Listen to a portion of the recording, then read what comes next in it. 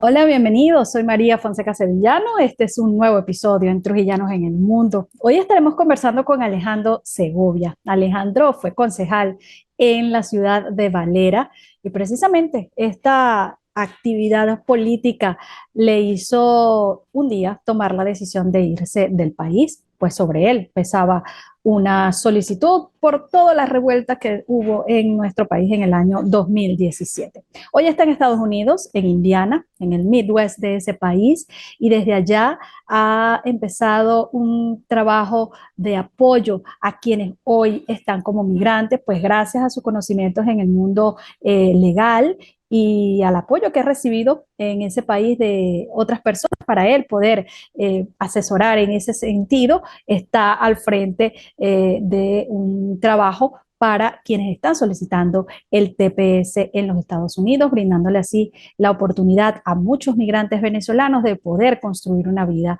en este país. Alejandro, además, en Estados Unidos ha logrado tener su propia familia, algo que siempre soñó y que le ha cambiado la vida y le ha dado una nueva perspectiva. Desde la migración también ha tenido una nueva visión de lo que es la política en Venezuela, de lo que es la política en el mundo y entender muchos procesos que quizás estando dentro de Venezuela no podía ni se imaginaba de lo que significaba Venezuela para el mundo entero. Hoy vamos a conocer su historia, nos va a contar lo que ha sido estar en este país y lo que ha aprendido de ser un migrante. Gracias por acompañarnos cada sábado aquí en Trujillanos en el Mundo. Recuerda suscribirte, activar las notificaciones y compartir este contenido para que otros más puedan conocer estas historias de los trujillanos en el mundo. Trujillanos en el Mundo es presentado por Tracking Cargo. Nunca fue tan fácil hacer tus compras en Estados Unidos.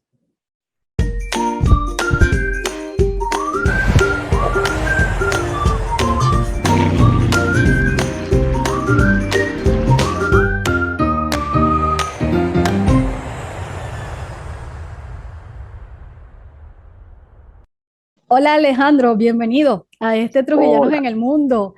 hola María. Bien especial el día de hoy esta entrevista, porque, bueno, Alejandro, como muchos ya lo saben, pues Alejandro fue concejal en nuestro estado y sale del país en ese momento duro como la segunda oleada de la diáspora venezolana y te vas en momentos bien complicados para el país, donde había fuertes protestas en las calles, de las cuales tú fuiste eh, parte en muchos momentos, se vivieron momentos muy álgidos en esos años en Venezuela. Y siendo concejal, te vas. Entonces, por eso digo también que es una entrevista interesante, porque no solamente estoy hablando con un migrante, estoy hablando con un exiliado. Y son dos cosas diferentes, Alejandro. ¿Cómo se vive la migración desde el exilio? Bueno, un Porque saludo María. sí, Saludo María a ti, a todos los que nos están escuchando en este momento. La verdad que para nosotros que estamos por fuera, reconectarnos con la gente que está en Valera, con la gente que está en Trujillo, sobre todo darle una versión de lo que es emigrar, que no es la ilusión al 100% que se tiene en la mente cuando uno sale de Venezuela, pero que uno sí puede avanzar también y ver otro mundo más allá de la crisis que se sumerge Venezuela todos los días, pues para nosotros es importante también conversar con todos ustedes. Así que bueno, con mucho gusto todo lo que nosotros podamos conversar, decirles cómo ha sido nuestra experiencia, cómo nuestro comienzo, nuestro inicio como migrante, porque algo que sí es cierto, desde que tú sales, tú te reseteas al 100%. O sea, tú llegas a un nuevo país con tus experiencias, con tus conocimientos, con todo el aprendizaje que pudiste haber tenido en tu tierra, pero que sales desde el primer momento a hacer lo que te toca. Es básicamente hacer lo que te toque hacer desde cero mientras vas construyendo lo que te gusta hacer. Y es parte importante cuando tú emigras porque tú empiezas a ver un sinfín de posibilidades que quizás en Venezuela tú no podías ver, porque estamos sumergidos en una crisis permanente. Entonces es triste ver cómo Por ejemplo, un joven venezolano no tiene la posibilidad de soñar en su propia casa, o el joven que está en Venezuela se le hace difícil pensar en adquirir un vehículo, en cosas que quizás en el mundo, más allá de las fronteras venezolanas, es algo un poco más cotidiano, un poco más rutinario. Para el venezolano dentro de Venezuela se hizo casi un imposible. Entonces, claro, cuando llegamos y cuando nos toca emigrar, en muchos casos la migración es forzosa.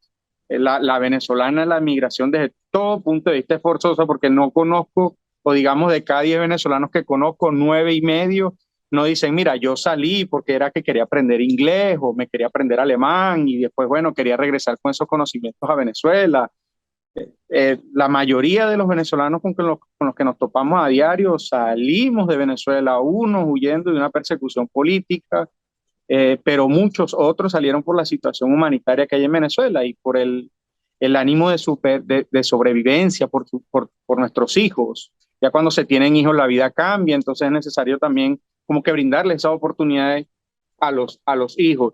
Entonces, claro, cuando tú sales de esta manera, de manera forzosa, sin un plan, sin recursos, que es difícil, salir sin dólares en el bolsillo para poder enfrentar un mundo en el que estamos viviendo, que es cada día más costoso, donde hay mucha más competencia, donde hay muy pocas oportunidades de empleo, sobre todo hay muy pocas condiciones para recibir tantos migrantes.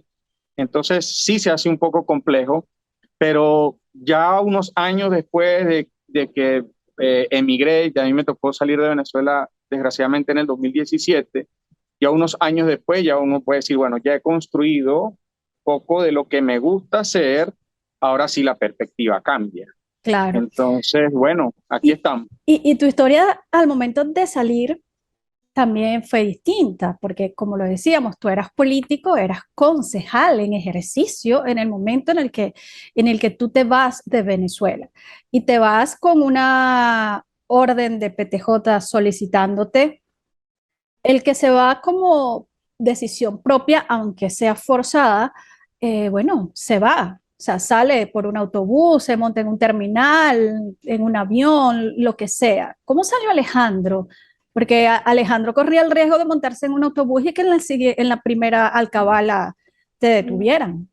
Mira, el cuento largo, corto, la vida mía cambió desde el momento de las protestas, lamentablemente cuando asesinan a Eddie Terán Sí, en Valera, el estudiante de la Simón Rodríguez, que era parte del partido Primero Justicia además, y que en ese momento Rangel Silva publica en todos los medios regionales que hay 3 responsables de la muerte de Eddie. En ese caso era José Carcón, que Dios lo tenga en la santa gloria, Conrado Pérez y mi persona. Según la versión del gobierno, nosotros habíamos sido responsables de la convocatoria, responsables de ese llamado y en consecuencia responsables políticos de la muerte. Al final, pues bueno, al único que le sale la citación emitida por el CICPC es a mí, y yo decido no enfrentarme a ese sistema porque sabía las consecuencias que iba a traer. Entonces, en conversación rápida con un par de abogados y personas a lo interno del CICPC que también eran muy allegadas, me dijeron, mira, lo mejor que tú puedes hacer es apartarte del camino porque la orden es sacarte del camino. Eh, Habían 1000 razones para hacerlo. Tú sabes, María, desde los 16 años había estado en política, mis posiciones habían sido bastante fuertes, frontales, eh, y eso en el gobierno, para el gobierno en ese momento no le convenía. Entonces, claro, yo salgo de manera intempestiva de Venezuela, sin planificación, sin recursos. Yo tenía una moto que la tuve que vender en $200 y con esos $200 tuve que salir de Venezuela. Antes de la primera citación, yo salgo antes de la primera citación, quizás por eso no se levanta ninguna alerta de orden de detención ni nada, porque yo salgo antes de la primera citación formal, que era en la sede de Valera.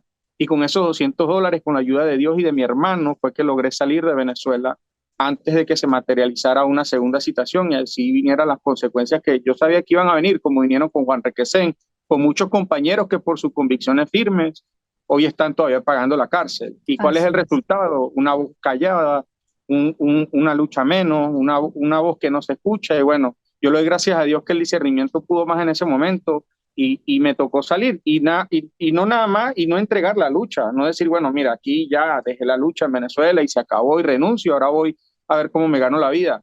Seguimos en la lucha, porque bueno, como consecuencia de esa participación, luego me tocó representar a los venezolanos en diferentes escenarios, tanto en Washington como en Florida. La más importante quizás fue hablar en frente del vicepresidente Mike Pence y decirle cuál era la situación de los exiliados venezolanos, sobre todo los perseguidos políticos, y cómo podía contribuir el gobierno de los Estados Unidos a la salida de Maduro, que bueno, al final no se pudo concretar, Así es. pero fueron por elementos mucho más allá de lo que se pueden ver por las cámaras, cosas que no ocurrieron al final.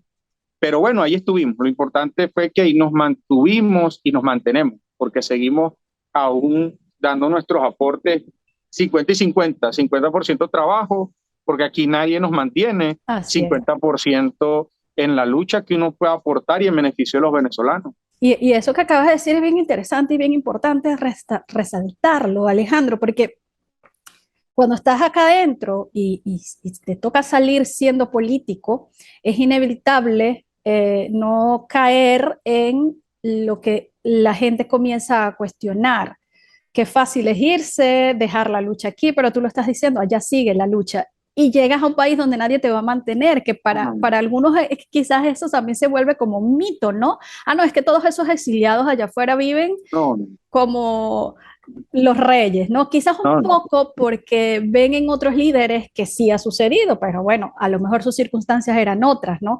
Y han podido en otros países tener un mayor apoyo. Tú decides irte a Estados Unidos además porque tu hermano está allá. Sí, mi hermano está acá y él tenía la facilidad de recibirme, cosa que yo no tenía familiares en ese momento fuera del país. El único, bueno, y además mi hermano es mi hermano no es nada más el vínculo de sangre, sino que va un vínculo muy estrecho y él me dice, vente para acá y bueno, a Dios gracias, contaba con visa y me vine en ese momento para acá. Pero fíjate, hay algo importante, María, cuando salgo de Venezuela, la perspectiva era regresar y yo siempre decía, bueno, regreso en algún momento se materializa la salida de esta gente y yo regreso al país. Y esa era mi visión. Y por eso también me mantenía con la esperanza y luchando. Y bueno, aún nos mantenemos con la esperanza de seguir luchando para ver si se logra el cambio. Pero mientras eso ocurría, nos tocó hacer muchas cosas para vivir en este país. Me tocó hacer Uber. Me paraba a las 3 de la mañana a comenzar a trabajar y terminaba casi a las 3 4 de la tarde montado en un carro. Me tocó hacer construcción, me tocó trabajar de demolición, me tocó trabajar, etcétera, etcétera, etcétera, etcétera, de todo lo que nos tocaba, mientras la mente estaba 50% en Venezuela y 50% acá. Entonces llega un momento que uno decía, y es la frase más trillada entre los que salimos. Y perdón por el francés, pero es un medio de comunicación y tenemos que decir las verdades. Uno dice, ¿qué hago aquí? ¿Por qué me vine? Entonces empieza esa lucha del ego con la lucha de la realidad, es decir, la lucha de lo que yo fui o lo que podía ser con la lucha de lo que soy. Pero al final tú dices, bueno, estamos aquí por un propósito, años después, entiendo completamente y conociendo un poco más a Dios a fondo, entiendo que hay planes para cada persona y simplemente pues uno como creyente, uno como fiel hijo de Dios, uno dice, bueno, ese era un plan de Dios, a lo mejor el plan no era estar en ese momento, en esa circunstancia ya, pero ahora donde me toque estar, voy a hacer que su plan se cumpla y dar mi grano de arena donde me toque darlo, sea por mi familia, sea por mi entorno, por mi comunidad o por mi país. Donde Dios me ponga a hablar en representación de Venezuela, en representación de los venezolanos, en representación de la realidad de los venezolanos, pues ahí voy a estar. Y bueno, afortunadamente me ha tocado Eso te iba y a espero en Dios decir. seguirlo asumiendo con mucha responsabilidad. Y te ha tocado, porque como tú dices, o sea, donde nos ponen tenemos que encontrar ese propósito. Y creo que tú ya lo has encontrado. Alejandro, en Venezuela eras abogado, eso fue lo que estudiaste, pero ser abogado en Estados Unidos es un tema muy complicado. Porque, bueno, prácticamente tienes, bueno, no solamente en Estados Unidos, creo que en el mundo entero, una de las peores profesiones que puedes tener al emigrar es ser abogado, porque te va a tocar sí o sí estudiar otra vez, porque tus leyes en Venezuela no son las mismas que el resto del mundo. Pero afortunadamente estás en Estados Unidos y no sé si lo haces como un paralegal o simplemente como un asesor, pero en este momento estás en un propósito interesante y que fue lo que me trajo a esta entrevista contigo. Producto precisamente de todas esas luchas que muchos políticos fuera del país dieron en los Estados Unidos, se han logrado algunos acuerdos para los venezolanos, entre ellos el TPS, el Tratado de Permanencia en los Estados Unidos, y que viene a beneficiar a los venezolanos. Y tú en este momento estás siendo un elemento allí importante para muchos de esos migrantes que quizás no saben cómo desarrollar este proceso, cómo beneficiarse de este proceso. Y entiendo que estás adelantando esas solicitudes y los estás apoyando. Cuéntame un poquito cómo va eso y sobre todo qué historias, Alejandro, te has encontrado, porque me imagino que cuando te llegan esos casos, descubres experiencias que ni te imaginabas. Sí, bueno, primero me siento muy feliz por el momento que estoy atravesando porque por fin encuentro algo que se vincula un poco con lo que me gusta hacer. Entonces, es lo que te decía al principio, ha pasado un poco la época del hacer lo que me toque hacer y de verdad que han sido historias bastante largas para ahora comenzar a dar pasos en lo que me gusta hacer y hacerlo quizás a tiempo completo. Eh, en este interín tengo un amigo de hace muchos años, quien fue el que me adentró al tema de la preparación de documentos de inmigración, a quien le agradezco mucho y cada vez que puedo se lo recuerdo. Y además una palabra muy sabia, una persona muy cercana a mí que me hizo ver que yo podía estar en ese mundo. Y bueno, ahí comenzamos a trabajar y ciertamente nos hemos topado en el mundo de la preparación con historias muy tristes, sobre todo estos últimos meses porque mucha gente que llega acá y que llega por frontera, la única opción que le toca es solicitar el asilo. Entonces, cuando solicita el asilo, cuando tú escuchas las historias, algunos de persecución política, algunos por algunas circunstancias difíciles que atraviesan en su país, pero más allá de eso, es el tema de cómo tuvieron que haber llegado a Estados Unidos, cuáles fueron las circunstancias que tuvieron que atravesar para poder llegar a este país que se veía de una manera por Instagram y que cuando les toca llegar aquí, pues también se topan con la realidad de que es un país que es bastante complejo, que es un sistema complejo, que es un sistema además muy diferente al venezolano. Porque decir, cuando aquí te llegan y te hablan, mira, y te dice un americano, propio americano, mira, y ya estás en el plan de retiro. Dice plan de retiro, pero eso no se parece en nada a la pensión que a mí me garantizaban en Venezuela. Pues mire, ya pagas tu insurance, tu seguro. Y uno dice, bueno, pero allá en Venezuela el sistema era diferente. O sea, es muy diferente el sistema acá, el sistema de los Estados Unidos al sistema venezolano. Entonces, cuando tú ves que te encuentras con tantas personas que llegan, que les costó llegar a Estados Unidos, personas que ahora están llegando por el Darién, me ha tocado conversar con muchos. De hecho, personas cercanas han perdido familiares en el Dairén.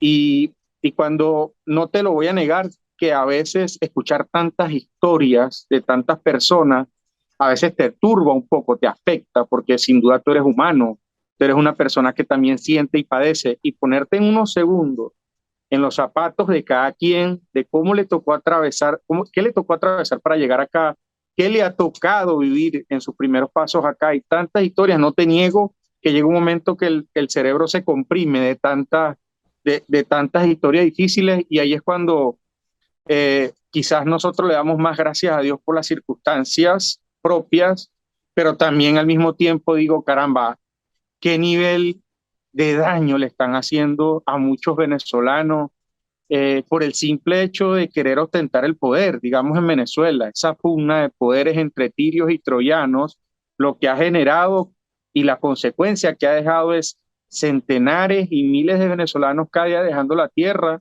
dejando lo que lograron por muchos años y venir a este país o a muchos países, bueno, como han llegado a Chile caminando, como han atravesado diversos países para llegar a Estados Unidos, y no es fácil. La verdad que no ha sido fácil, pero de cierta manera en mi posición de ser el bridge, el puente entre el inmigrante y el gobierno de Estados Unidos, para mí es una satisfacción saber que puedo ser una conexión entre esa persona que está llegando y que quiere estabilizarse acá y que quiere aplicar, digamos, sea al asilo, al estatus de protección temporal, digamos, a una visa laboral y que eso sirva para que la persona se pueda sentar definitivamente en los Estados Unidos. Para mí es satisfactorio encontrarme con muchas personas que además, María, yo he generado muy poca publicidad a nivel del trabajo que hago.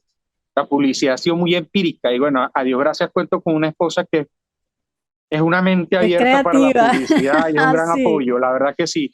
pero el boca a boca me ha ayudado mucho, la referencia entre uno y otro. Entonces ya las personas me llaman, mira, me dijo fulano de tal, que tú le ayudaste con esto, ¿cómo me puedes ayudar? Y para mí es satisfactorio saber que hay una familia que está poniendo la confianza absoluta en nuestro trabajo y que nosotros le estamos sabiendo corresponder y que tengo la vida de esa persona en la mano. Porque, es decir, cuando una persona aplica a un trámite de inmigración acá es porque quiere quedarse en Estados Unidos. Entonces mi trabajo es hacer las cosas correctas para que esa persona pueda estabilizarse en Estados Unidos y en unos 10 años yo pueda decir, bueno, yo pude ayudar para que esa familia se estabilizara en este país. De verdad que va a ser una gran satisfacción.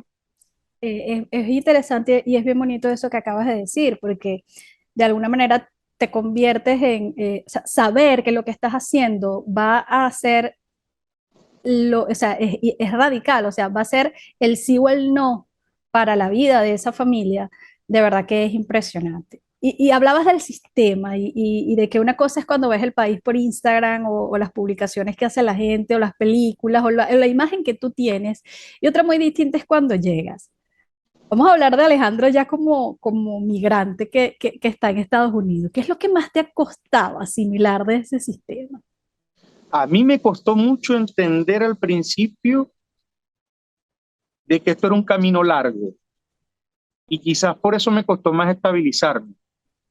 Es decir, por mi convicción y mi fe de que en Venezuela podían cambiar las cosas, yo nunca puse mis dos pies Mm, en el extranjero. Y eso me costaba más a la hora de estabilizarme, porque, y lo digo a nivel ya personal, me costó mucho estabilizarme porque yo no hallaba un camino, porque todos mis caminos terrenales y mentales estaban dados a regresar a Venezuela. No quiero decir que eso ha cambiado, no quiero decir que quizás mis aspiraciones no sean regresar en algún momento, pero también he entendido que yo tengo que asumir el hoy. Además que cuento con una familia que llevo a cuestas, a la cual debo responderle, y que cuando entendí un poco de que esto podía ser un plan a largo plazo de mi vida, no estoy hablando, no relaciones lo que estoy diciendo con la política, por favor, porque no sabemos cuándo la cosa puede cambiar. Pero lo estoy diciendo a título personal. Cuando yo entendí que esto era un camino largo, las cosas empezaron a tomar orden. Entonces, quizás nos pasa mucho, y no nada más lo digo a nivel personal, sino porque lo veo, lo puedo visualizar de muchos paisanos que llegan acá y que se les hace difícil el tema del desprendimiento, en lo que yo fui, en lo que yo era y lo que me toca hacer. Esto no era lo que yo pensaba, esto no fue lo que a mí me dijeron, esto no era lo que yo veía. Y ciertamente, Estados Unidos no es ni el 80% de lo que tú ves en las redes sociales. Yo todavía veo muchos amigos que muestran las fotos espectaculares de Estados Unidos, pero no cuentan el detalle, lo que costó sacar esa foto. Entonces, es decir, tampoco estoy diciendo que Estados Unidos es todo lo contrario, que es todo malo. Estados Unidos es un sistema totalmente diferente para nosotros los venezolanos y por eso nos cuesta llegar a Estados Unidos. Y cuando digo llegar no es poner los dos pies, sino es llegar literalmente, es vincularnos al sistema americano, es saber que aquí todo sirve porque todo se paga. Entonces, ujú. cuando a ti te cuesta, cuando a ti te llega el primer bill o la primera factura de $200 por agua, tú te quieres morir. Cuando a ti te llega la primera cuota del carro, si te metes en un carro financiado, tú te quieres morir y además dice que tienes que pagar un seguro sobre los $100 para el carro. Entonces, y cuando vas a un hospital, no es que te llegan y te atienden primero, que no es que te atienden con aquella calidez venezolana, sino que te atienden una cantidad de profesionales que puede pasar hasta por 5 médicos en una sola visita y que además tienes que pagarlo todo. Entonces, es decir, pero no te falta nada. Eso también te lo puedo decir con mucha responsabilidad, no te falta nada. Lo tienes que pagar, pero no te falta nada. Entonces, eh, cuando me topo con muchos paisanos, lo que siento que lo que más cuesta es ese desarraigo que hay que tener para poder colocar los dos pies en Estados Unidos. Entonces decir, bueno, ya estoy acá, lo que fui sigue siendo, allá está, pero ahora tengo que dar nuevos pasos en este país que es totalmente diferente y es lo primero que tengo que hacer para que la cosa comience a verse de manera diferente. No sé si hace sentido todo lo que estoy diciendo, Mucho. pero, pero creo que es lo primero. No es Y, desarraigarnos y dejar de ser venezolano, porque mi acento venezolano, mi esencia, mis creencias, mi cultura no me las va a cambiar nadie.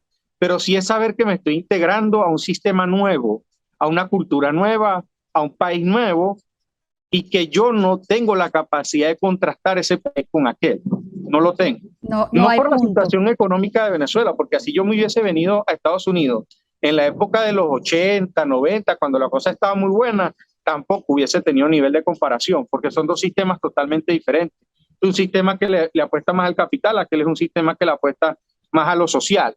Entonces, pero este sistema funciona, aquel, no sé, creo que no. Pudiera funcionar, pero hasta Entonces, ahora bueno, las uh-huh. cosas, y no solamente en Venezuela, en muchas partes de Latinoamérica, pues lamentablemente eh, no termina de engranar ese tema social, o sea, no terminan de equilibrar las dos partes de de esa moneda. Y lo que estabas diciendo es interesante porque responde un poco a la pregunta que te había hecho al principio, y es la diferencia entre ser migrante y ser exiliado. Quizás a ti te costó mucho más, porque cuando tú eres migrante, ya tú decidiste que te ibas, y que te ibas Uh-huh. ya, listo, total, me voy. En tu caso, Uh-huh. como un exiliado, tú te estabas yendo porque te tocaba, Claro. y quizás era un poco esperanzado en que el ambiente aquí se enfriara un poco para tú regresar. María, y me chillaba en el oído como exiliado cada vez que alguien decía, no, yo para Venezuela no regreso, no, ya yo me quedo aquí. Yo decía, ¿cómo que no vas a regresar a Venezuela? Claro, pero una vez, después que tú, claro, una persona que ya tenía 4 o 5 años, ya había echado sus primeras raíces, sus hijos ya estaban en escuelas americanas, estaban haciendo su vínculo en Estados Unidos.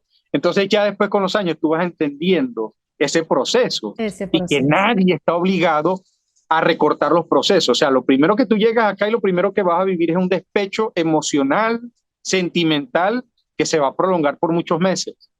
Pero ya luego, cuando tú empiezas a ver que las cosas se van acomodando, el arraigo con Venezuela sigue, pero sí tú sientes que hay, bueno, si este es el propósito y esto es lo que tengo que hacer, y más por mis hijos, pues hay que hacerlo. ¿Cuánto tiempo te tomó? ¿En qué momento entendiste, estoy Oh, aquí? María, fue largo el proceso, muy largo. Y el mío quizás fue más largo porque yo no cambié el chip de exiliado a inmigrante como tal. Aunque sí viví como inmigrante todos los años, yo siempre me seguía viendo como exiliado.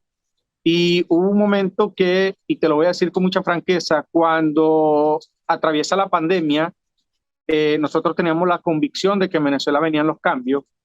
De hecho, teníamos elementos que nos daban la certeza que en Venezuela iban a haber cambios. Se atraviesa la pandemia y mucha gente se desilusionó en Venezuela y sale Trump al frente en plena pandemia diciendo que la cabeza de los delincuentes en Venezuela tenía precio. Eso nos daba otro elemento más de convicción de que las cosas iban a cambiar y yo seguía como exiliado.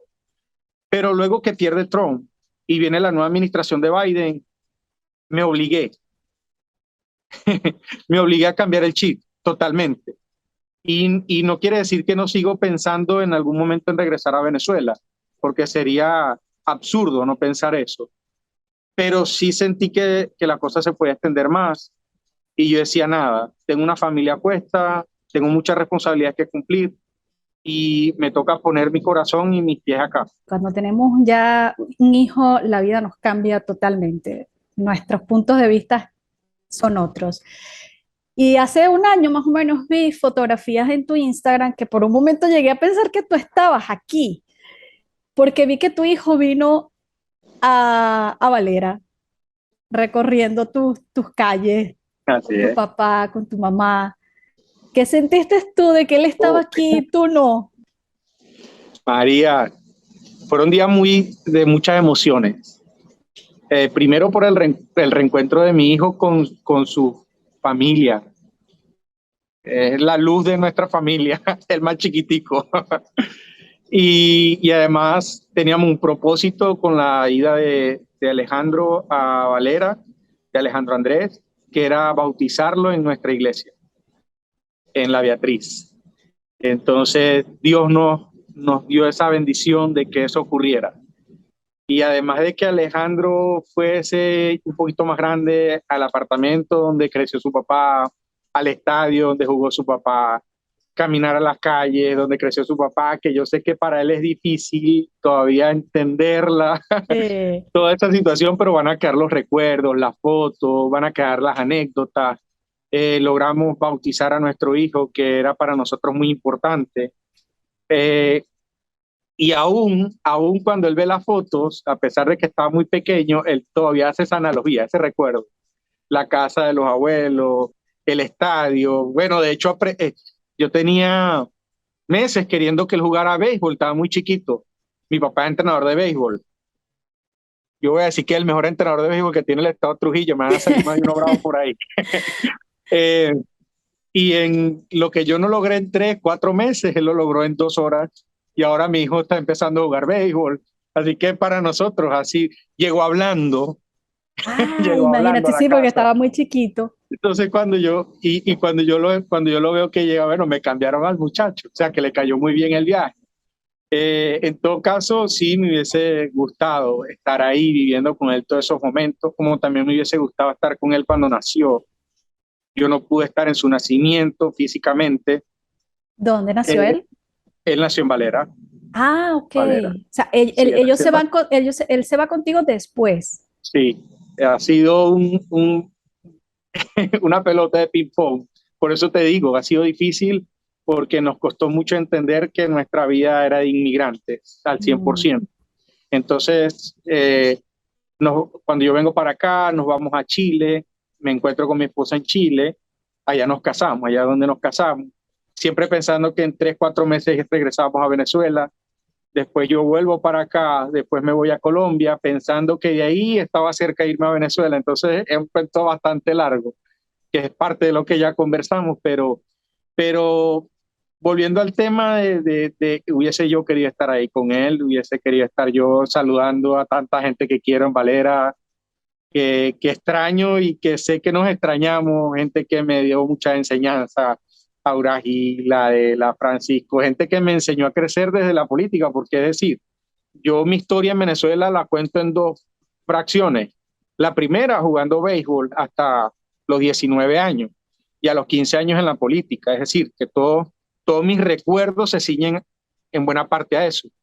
Y desde que tuve 15 años que me recibieron Adela, Aura Gil, Francisco Hidalgo, todos los amigos que me recibieron en la parroquia, en la política, Oswald Peña en la JDS, etcétera, muchos compañeros a los cuales tengo mucho que agradecerles. Hoy me gustaría ir para allá darles un abrazo, los veo por fotos y cuando veía a mi hijo compartiendo con ellos, que también a muchos les pedí que fueran a conocer a mi hijo, este, te digo, fueron eventos, fueron muchas emociones encontradas durante esos días, pero de muy bonitos recuerdos que van a quedar.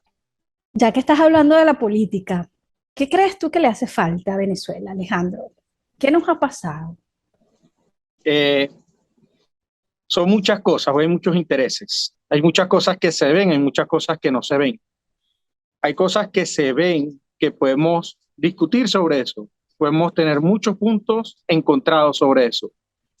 Eh, Hay muchos intereses dentro de los partidos, dentro de la misma política, que han podido frenar los procesos. Y, y prácticamente lo dice el profesor Tobías de Trujillo, tú lo tienes que conocer. El profesor Tobías dice, somos borrachos peleando por botellas vacías. Es decir, son pugnas de poderes por nada de poder. Entonces, yo creo que eso es una de las cosas que no ha permitido que las cosas avancen en la política. Siempre vivimos en una constante pelea de quién tiene que ser y no nos concentramos en el qué hacer. Es decir, nos concentramos en quién es el candidato, quién es el que va para este cargo, quién va para aquel, quién es el que tiene el poder, pero no nos concentramos en el qué hacer cuando se está en el poder. Creo que ha sido un gran error. Entonces, ok, tú puedes colocar a las mejores figuras, a las más bonitos a que lideren, pero cuando llegan no saben qué hacer. Porque no hay un plan. Entonces es perder tiempo y oportunidades, porque de hecho mucho se nos critica, de muchos que llegamos a puestos de elección popular, y no supimos qué hacer en momentos determinados y nos metemos a todos en esa bolsa. Cosas que no se ven, cosas que no se hablan, muchos poderes muy grandes que se ven en todas partes del mundo, acá se ven, que son los que controlan y los que mantienen ese poder. En Trujillo los hay, yo los vi, personas que son las que controlan el poder que nadie sabe quiénes son, que nadie los conoce, al menos públicamente no se conocen, pero son los que han mantenido este sistema en Venezuela, y que no es solamente Venezuela, es en el mundo. Estando en Estados Unidos me di cuenta que el tema Venezuela era un tema geopolítico también. Era una pugna de poder entre dos poderes. Y Venezuela estaba como un elemento de negocio de esos dos poderes. Entonces, lamentablemente, Venezuela en manos de los rusos y la otra parte en manos de los países libres, liderados por Estados Unidos, y al final Venezuela estaba en el medio. Entonces, las cosas en Venezuela no iban a cambiar a medida que estos dos poderes se pusieran de acuerdo para que las cosas cambiaran. La respuesta a lo que tú me dices, ¿qué faltó? Creo que faltó convencer a los poderosos, que eran los que al final podían decidir muchas cosas a lo interno, que a lo interno no hubo una cohesión ni una misma postura de cómo debían llevarse los cambios. ¿Te has decepcionado de la política? No, yo siento que la política sigue siendo interesante, yo siento que la política es después de los mandatos de Dios, la política es la que nos ayuda a tomar decisiones. Quizás ha habido decepciones de cómo se manejan los partidos, sí, porque al final también comencé a ver con un tercer ojo cómo funcionaban los partidos a lo interno. En Venezuela sigo pensando que son muchos intereses peleando por nada. Y ojo, muchos se van a sentir ofendidos por lo que estoy diciendo. Tengo muchos amigos que van a ver la entrevista, que son miembros del partido, pero ahora lo hablo como un ciudadano. No tengo nada que guardar y lo puedo decir como un ciudadano. Siento que en Venezuela siguen peleando por nada, es decir, siguen peleando por el poder, por el protagonismo, pero sigue siendo una botella vacía. Pero digamos, en Estados Unidos también me he dado cuenta que hay muchos poderes detrás de quienes hablan en cámara. Entonces, esos poderes tienen mucho poder, tienen mucho control y al final terminan tomando decisiones muy grandes. Volviendo un poquito sobre ti y tu vida en los Estados Unidos, ¿ya hablas inglés? ¿Ya Let it be. I'm working on it. estás en eso? Estás Yeah. en eso. Eso es uno de los grandes retos, ¿no, Alejandro? Llegar a ese nuevo país con un nuevo lenguaje, no solamente un nuevo sistema, una nueva manera de hablar. Yes, yes, I can speak a little bit English. No, eso es bueno de vivir en el Midwest donde estoy viviendo, que te obligas a hablar inglés. Y yo siempre le digo a los compañeros que llegan, que siempre llegan predispuestos a decir, yo no aprendí inglés, yo no voy a aprender inglés. El cerebro hace así, tú no vas a aprender inglés nunca, y nunca aprende inglés. Y pasan 4 o 5 años y no aprende a hablar inglés. Ese es el primer chip. Es decir, yo no aprendí inglés, no voy a aprender. Hey, nada, habla inglés. Nadie se va a burlar de ti porque hables mal el inglés. Todavía nos equivocamos. De cada 10 palabras, 6 me equivoco hablando inglés, pero nadie se ha reído de mí. Al contrario, me corrigen y me enseñan. Pero hay otra cosa, que el inglés te ayuda a romper techos en este país. Entonces, si yo sé que viene un país que habla inglés, que no es Miami, el país no es Miami, Estados Unidos es muy grande y este país es de habla inglesa, tú tienes que hablar inglés acá. Si tú hablas ese idioma, puedes encaminarte en el sueño americano, pero tienes que aprenderlo, porque si no te pones techos, te pones barreras.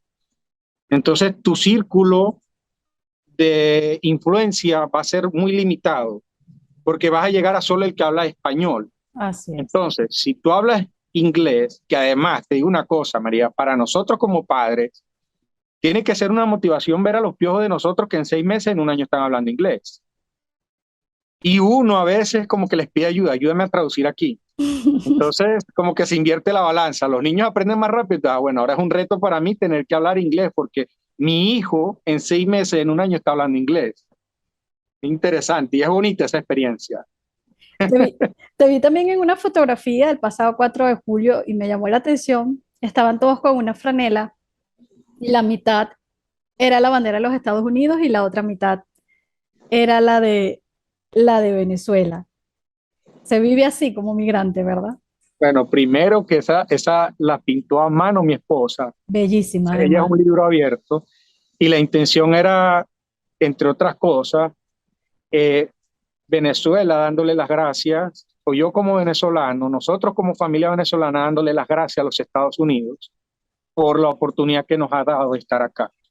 Entonces, digamos, esa era la intención, de que ellos también sintieran como americanos, de que los venezolanos, y sé que es así en su amplia mayoría, estamos agradecidos con que este país nos ha abierto las puertas sin prejuicios, que no nos ha abierto la puerta y nos estigmatizan como venezolanos, nada, sino somos unos migrantes más que nos abren puertas y nos dan oportunidades. Eh, para nosotros, la verdad que ha sido una experiencia muy bonita, sobre todo vivir en esta parte del país, donde nos hemos topado con la vida americana al 100% y que saber que el americano es una persona bastante noble cuando quiere ser noble, pero cuando tú no le cumples, se aprieta. Pero sí, es una muy bonita experiencia y nosotros como venezolanos, el corazón siempre va a estar dividido, mitad Venezuela, mitad de Estados Unidos, pero al mismo tiempo ese corazón está muy agradecido con las oportunidades que nos ha dado este país. Y que además tienes ya una familia, tienes unos hijos bueno, para los americanos no es tan extraño esto, porque ese es un país de migrantes, ¿no?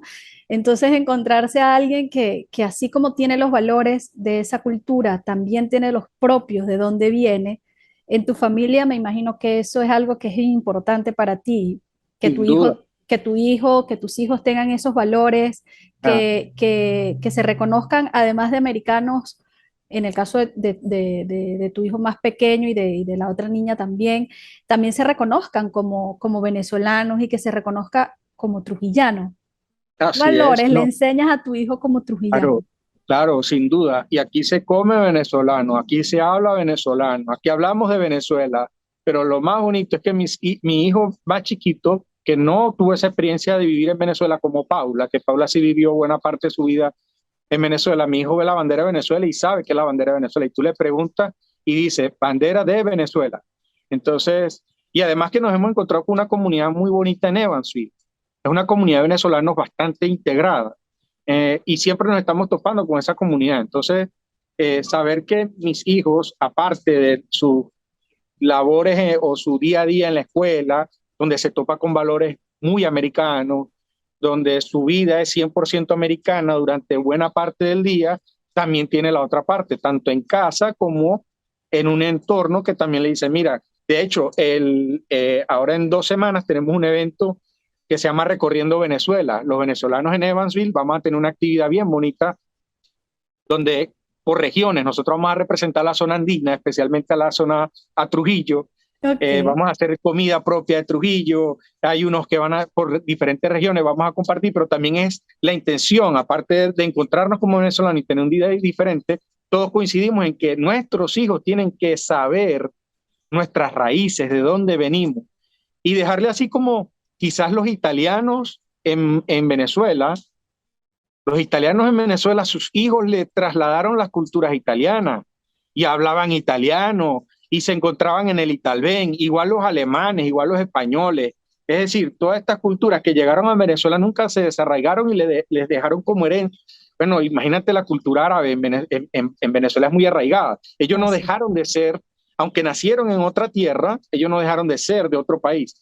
Y eso lo queremos lograr nosotros acá también con nuestros hijos, o sea, que no se americanicen al 100%, sino que también tengan esa parte que nos, que nos llena a nosotros de mucha emoción cuando hablamos de Venezuela y cuando vivimos cosas de Venezuela. Y como trujillano, ¿qué valores le das a tu hijo? Mira, ayer estábamos hablando de eso precisamente, porque yo siento que el trujillano es muy humilde de corazón y es una persona que es reconocida en todo el mundo a donde vamos por ser muy respetuosa y por ser muy conservadora. El trujillano es muy conservador de las tradiciones, de las buenas costumbres, de los comportamientos, y esos valores se los queremos marcar a nuestros hijos. Entonces, que cuando ellos vayan creciendo con muchas de esas características que como trujillanos tenemos, que somos solidarios por naturaleza, que estamos siempre atentos a si podemos ayudar a alguien más. El hecho de nosotros, y me ha pasado mucho, cuando converso con gente de otras nacionalidades, inclusive Venezuela, no me trate de usted, me dice. Pero bueno, primero, el trujillano habla de usted, pero eso va muy marcado en el respeto del trujillano. O sea, el trujillano respeta a papá, abuelo, mamá, respeta a su entorno, respeta al vecino, respeta al que viene, al que venía de Caracas, al que venía de Barquisimeto, lo tratamos de usted, no por sumisión, no lo confunda, por respeto, no porque somos sumisos y no queremos tutear, hablamos de usted, pero esos valores de respeto, yo se los quiero marcar sobremanera a mis hijos. Y eso es muy propio de Trujillo.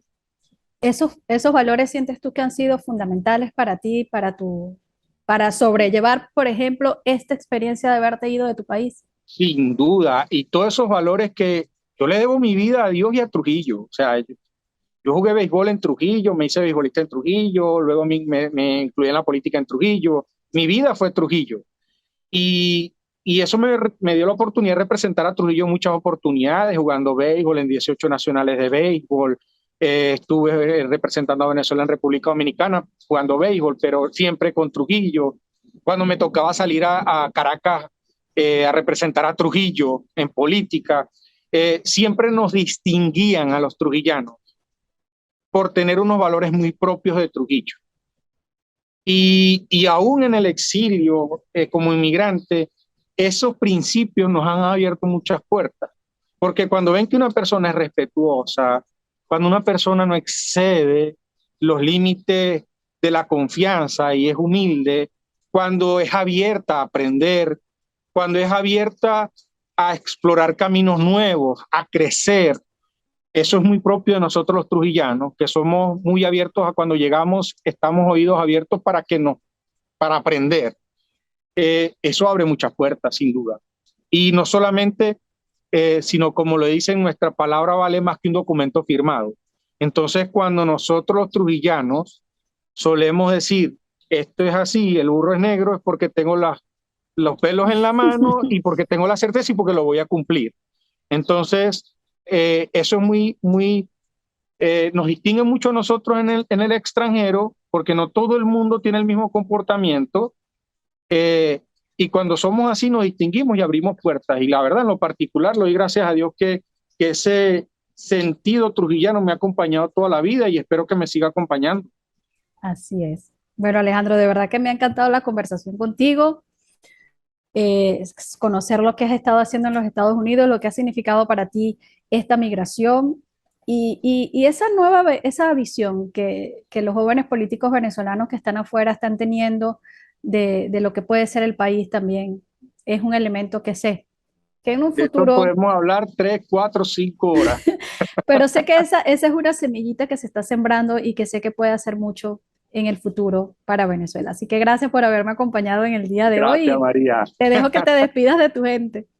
Ay, bueno, les mando un gran abrazo a todos. Se los estoy enviando así como con mucho calorcito porque sé que vamos a llegar a muchas ventanas y vamos a llegar a muchos amigos a través de María. Les digo que se les extraña mucho, se extraña mucho Trujillo, se extraña mucho comerse una mataperro, una rueda de camión, tomarse un juguito natural, comer comida trujillana se extraña, estar con la gente de uno se extraña mucho.